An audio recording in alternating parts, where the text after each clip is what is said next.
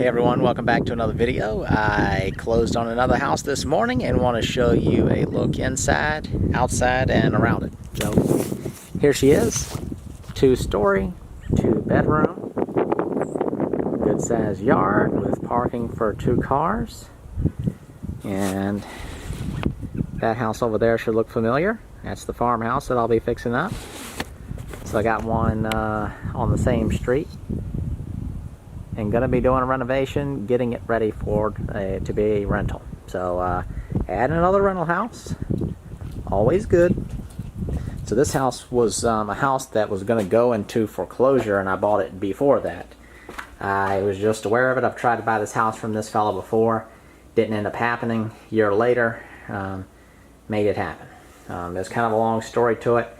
Started out with a house with a loan of $28,000. It was liens, there was judgments against things.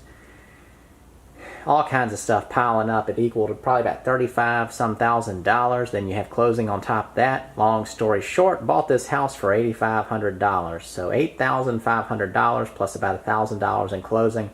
So bought this house for $9,500. It'll rent for probably $700 minimum. So not bad, not bad. And of course, it's a house that you own.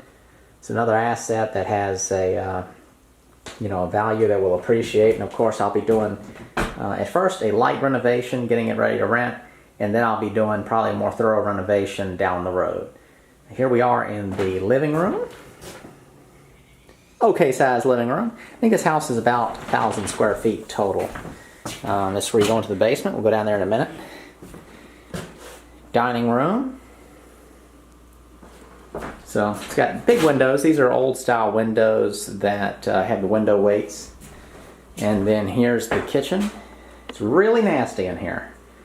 It's a good thing cameras can't smell. It is really bad. You know, this is a litter box. There's cat poop all over the place. Cat pee on the floor. All the food was just left in here. There's rotten food all in the trash can. The refrigerator is completely full of stuff. It's super bad. The bath, there's buckets upstairs that the boys that were living in this house were just peeing in because the plumbing was messed up. I think that's just pee on the floor. I think it's the cat was peeing there. Strange little toilet here in the closet. In the kitchen, that's full of pee and some other stuff. Poop on the floor. This is what it's like when you want to buy rough houses. It's hard to believe that some people watch these videos and go, wow, I really want to do that, because it doesn't look appealing. And you know, even when you get the benefits from it, it's still, when you start these projects out, it's a heck of a thing. And for reference, just yesterday I finished the $12,000 house.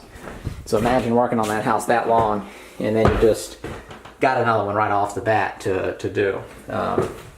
It's an extremely daunting thing, mildly depressing, because this was not my plan to do this right now. I wanted to finish the farmhouse, that's just what I call it. Wanted just to go ahead and do this house over here, and then I had another plan where I wanted to build this workshop out on this other property that I own. Set up my little tiny house that I'm building and have it just be sort of a little weekend place, go for a week, hang out. But I got to get this house done now. Don't want it to sit here. It's an insurance issues and whatnot. So this is at the top of the steps. We have what is, I think, probably the main bedroom. Ceilings are a little low in here. So for reference, you know, I've got my arm up straight, my hand flat. Now, even me, at my height, I'm not super tall or anything like that, but I'm saying I'm average. And then, you know, women are going to be mostly shorter, so it's not a huge deal. Those are normal doorways, and you can see the space. Normally you've got, you know, probably 8 inches over the doors more than what you see here. So these ceilings are, I don't know, 7 feet, a couple inches tall. I think what's going on, for whatever reason, there's this little step up here, plus it was just framed out just a little bit lower. But it's not a big deal. All the floors are painted plywood. I'm carpeting the entire upstairs except the bathroom. So that'll be easy because it's just painted plywood. I'm not going to come in here and do a lot with the flooring. I'm just going to pull the quarter round up, put tack strips around the whole thing, put down some dirt-friendly carpet, some sort of darker brown type carpet. So here is the closet for the bedroom. So you can see there's a wall there. There's the closet for the bedrooms, a good sized closet in the bathroom. This is the only bathroom in the house, and you access it through this bedroom, so that's not okay. So probably what I'm going to do is just remove this wall and reorient the bathroom, and then I'll do a door from the other bedroom into the bathroom, and then there'll be a door into this. So the the bathroom will have access from both bedrooms. Optimally, once you get into a house this size, it'd be nice if there was another bathroom. You've got that little toilet in the closet downstairs. I may try to kind of turn that into more of an official half bath, get a sink in there, change that a little bit, and do the access maybe from the living room or something. In here, this shows the condition of the roof. The roof needs to be replaced on this. It is leaking. Luckily, at the moment, it's only leaking here into the bathroom, and so there's these buckets in here, and I've had the keys on this place since I signed the contract. That's one thing that sometimes you can kind of negotiate, is you can get in the contract, say that you want the keys between then and the closing. So you can kind of get a head start on figuring out what you want to do. So that's why I did it. And just to kind of keep up with the place, to make sure nothing crazy was going on in here. And in this situation, I would come in here and empty these buckets into the bathtub after it was raining. Because I mean, it was really coming down. Like in one good rain, you'd fill these buckets up and it'd be overflowing into the floor. So I just didn't want too much more than would go into the bucket, so I would come and empty stuff. But this, you can tell it has had it in the past, and that's why it's got Luan ceilings. So today I'm going to unscrew all these ceilings, pull them down, and try to address what's going on with the roof from underneath, try to figure it out. Just to mainly see where exactly it's leaking from. A lot of times it can be hard. It can be showing up here in your ceiling,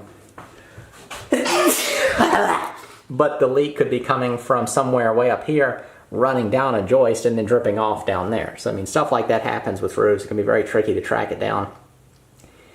The only reason I want to track it down this early in the project is because I want to get up there and try to kind of patch it for now. But my guess is within the next week or two, I'll have this entire roof redone, just to go ahead and get the roof secured, and then I can go ahead and start it on everything. But the house is just, looks like a house that people moved out of. It didn't really care. It's just kind of trashed, left everything laying around. See, this door right here, this wall right here goes into the bedroom. But it'd be nice if there was a way to get the access to the bathroom, like from here, from the hallway.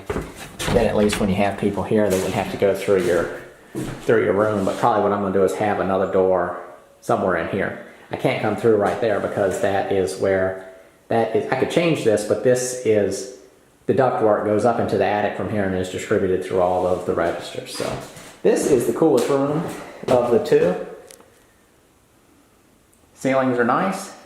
It's not a huge room. It's probably 13 feet is probably what that is, by 13 something, 13, 14 square, plus, this kind of taking up the corner.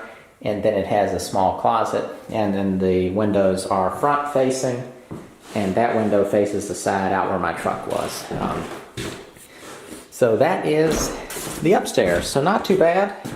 It's just super dirty. Stuff like this. It's like a thing of Kool-Aid that's turned into jelly on the steps. Mainly everything is really dirty. Painted floors, so it's got hardwood floors everywhere. And I say hardwood, it's just old pine floors, and that's what's up underneath the plywood upstairs.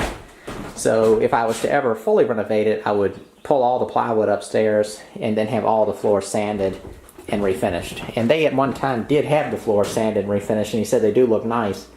It's just when they later moved all the tenants that live in here now. So the person I bought it from originally lived here. Then they had people renting it from them, and when they rented it out, they ended up painting the floors later on. Yeah. So we'll go in the basement. I got snot now. I'm not a person that's very allergic to pretty much anything, but this house has gotten me kind of snotty here over the past couple minutes. So laundry area right here, it's got 200 amp electric service, that's good. It's got all modern wiring, so this house was rewired at some point. Hookups for the washer and dryer. See, it does vent out to the outside. I hadn't even checked that yet. Sometimes people have dryers just venting right into the room they're in, which is a bad idea. They were using this as an extra bedroom, which would be really rough. There's the air handler for the heat pump. So it's got a heat pump. It's a Trane heat pump, XE1000, I think is the model. And I think that one right there is a 2-ton unit. So it's sized correctly for the house, luckily. Another little room in the basement. So this house fixed up would be very usable. I mean, I would live here in a heartbeat after it was fixed up. It'd be kind of fun to have this whole basement space set up. I have a basement in my house and I love it as a workshop. Cool sink. I'm going to take that off the wall and use that in my future workshop. Water tank. Hot water heating unit tank needs to be replaced. That one is no good, as you can see. The way things look doesn't always mean anything, but in this case it does. All that needs to be replaced, and then the plumbing in this house is the old style Quest-Pex, which is not really good stuff. They had a lot of problems with this stuff, you know, like right there. Let's see if this will even focus. Let me show you. That right there is a little split in that, I think. Maybe not. But there was a lot of problems with this stuff. So I may end up repexing this house. So it'd be basically the same thing, but the modern, nice version of PEX. So that'll be a little extra cost. But again, you know, that'll eliminate any kind of crazy thing from happening and future maintenance. So this is stepping out of the back door. Down in the backyard. This is the house itself. There's the other one over there. It's kind of a neat little wall he built. I don't know how many years ago he built it. But it's busted up cinder blocks. But it's such a nice job for what he did. And I mean, it's just broken up pieces of cinder block. But it looks like little mountain stone rock wall or something. Backyard goes way down in the hole there. Some old buildings probably had some chickens or something. Not sure. But that is, I think, pretty much all there is important to show you. You know, parking spots over there. Also in that house. So, adding them up. What do we got under here? Let's look. I haven't even really fully looked at things yet. Some horseshoes. That excites me. So this is the sewer line going into the ground. This is coming from the kitchen. So that's the kitchen. That's going to be that little toilet in the closet. This, what is that? That is going to be the washing machine on the other side of that wall. So this is everything in the house. So this is upstairs bathroom and everything's coming down into that. Then that's just something that was plumbed in later for the washer, and that would be, those are the Quest pipes going in for the washer. That one right there, that's the main water line coming in. So yeah, so that's a 3/4 inch, 1 inch, whatever it's called, black poly line over here, and that comes up, daps into the Quest-Pex spigot. And right here, this is underneath the little side porch, which I think I showed you. A little side porch on the house, a little sunroom type thing. So that is pretty much it. Going to be a whole other project. Am I still filming? Yeah, I'm going to sit here for a second, kind of polish this video off. Again, I think I said, did I already film it? This is my second, sorry. This is my second attempt to film this video. The first one I forgot to go upstairs in the house. But just finished up the other house, so it's a big thing to be starting up another one so soon. Normally I like a tiny break between doing them, but I finished the other house yesterday, closed on this one this morning. I'm already here wearing my little gloves, about to dig through nasty clothes that I have no idea what's on them, underwear, all kinds of stuff sitting around, going through boxes, throwing stuff away. They left some weird stuff in the house, though. I'm surprised they left some of the stuff they did. But that's okay. I always get something kind of fun when I buy a house. This case, one of the things I'm excited about is a big boxing bag, whatever you call that, a heavy bag, 70-pound bag, brand new in the box. That's kind of interesting. an original Nintendo, 8-bit Nintendo, PlayStation, the original one, then a PlayStation 2, a bunch of video games, some movies, bunches of toys, not interested in those. I don't even really play video games, but it's just kind of fun stuff to find, at least. So that is pretty much it. I don't know when I'll be posting these videos, so I may make references throughout this series that are kind of current to me now, but they'll may not even be something that I've talked about in videos yet, because I don't know what order. You know, $12,000 house, you'll have seen those videos by now. But I've got the farmhouse, I've got this one. I've got another house that I already renovated and filmed a series on that one. I'm going to be working on the house next door as well. My own personal house, I'll probably show some videos on that. I'm not sure. So things could get a little discombobulated. I have to break them into different playlists, and I might be posting things kind of a little bit scattered here and there. But be sure to let me know your opinion on how you want to see things progress, how you're enjoying them, if something's changed that you wish was the same, or if there was a change for the better. Let me know what you think. Also, we're early in this project. If you've got any good ideas for work that I need, could do on this one, if you think I'm going too crazy, doing too much for it just to be a rental, let me know. Keep me in control. Didn't mention this. I won't even turn around. There's a little storage, like utility room, built onto the back of this house. This was an awful place to pick. I'm being blinded. But thank you for watching, as always. Be sure to let me know if you have any questions, comments. I've got a book that I wrote on buying cheap houses like this. This is the first one I've bought like this one, though. Sort of before something went into foreclosure. There was all kinds of problems. I'll probably do a more detailed video about how I went about this house, because there was a bank involved, and it was a situation where I really thought that I would just probably never end up with this particular house. And then it ends up being one of the cheapest houses I've ever bought, and I thought it was going to be $30-some thousand or impossible to buy. So that's the way things go with real estate in general. It's really, there's barely seems to be any rules, and there's a way to cater it to everything. Any problem that pops up, sometimes it can be a huge problem, and other times it can seem like a huge problem, and then nothing happens at all, or you can use it to your benefit. So usually you just have to kind of keep on going, and that is with anything in life. I think persistence is one of the #1 things that you can do. When your projects are dragging, you just keep on going. When they're doing great, you just keep on going. It doesn't matter, you just keep moving forward on your stuff. Be persistent, and don't be dissuaded by things kind of not going your way, because that's going to happen all the time.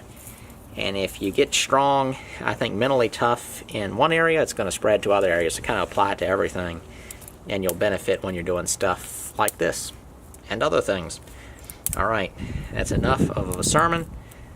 Thank you for watching.